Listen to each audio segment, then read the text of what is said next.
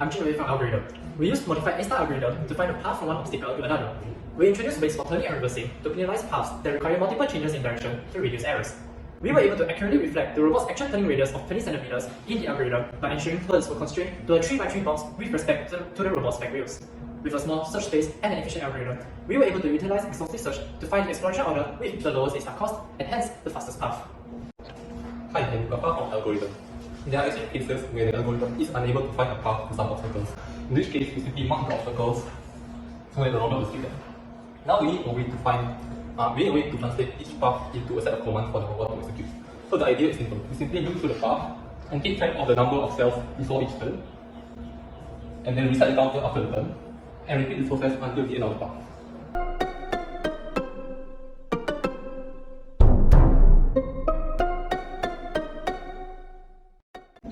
Hi, I'm Yang. So basically on top of basic functionalities, one of the more unique features of our app is that it's very intuitive. So with a state-of-the-art modern user interface design, targets can be added and modified easily on any point of the app with a simple drag and drop. So on top of that, we can also save and load presets that can be reused for testing purposes.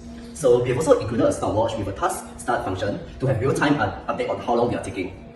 So lastly, there's a chatbot which is actually a godsend function. So in the event when the robot is malfunctioning, the chatbot is able to display its last command to allow easy debugging. Hello, my name is Jin and I've been handling the Bluetooth portion for Android between Pi. And right here in the app itself, you'll be able to turn on the Bluetooth devices. And after turning on, you'll be able to discover all the available devices around the area.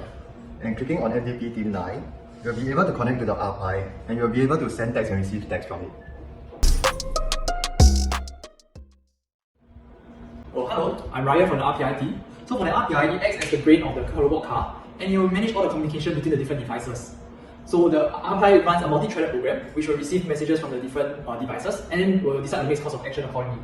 So for the algo and the image recognition, they will be connected to the RPI using a Wi-Fi link, and for the Android, it will be connected via the Bluetooth to the RPI. And lastly, for the STM, it will be connected via a serial connection.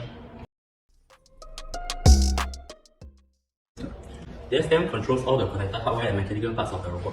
Instructions will be sent from the RPI to the STM through the serial UART protocol. For movement, a modified PID algorithm is used to control the PWM of the back wheel motor while the front wheel motor turns. In addition, the initial measurement unit is used to ensure the robot turns accurately. Lastly, the IR and ultrasonic sensors are used to detect obstacle presence and distance.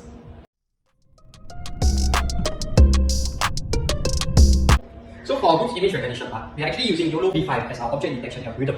So YOLO V5 is actually an algorithm which divides the whole image into a grid, and for each specific grid, each cell is responsible for detecting the image on its own.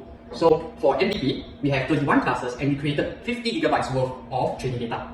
And we trained it on an RTX 2070 Super over an entire week. And here are the results of the algorithm. One of the major challenges the group faced was trying to get consistent robot turning angles on different surfaces. We tried calibration of robot by taking multiple turns and recording the average value of it. That helped slightly. We then proceeded on with trying to set up gyro. This helped more. Next, as this module was taken during the COVID season, we were faced with the unfortunate situation where more than half of our team was down with COVID, and most of the coordination had to be done over Zoom. This was extremely tough as real-life observation of robot is vital for calibration.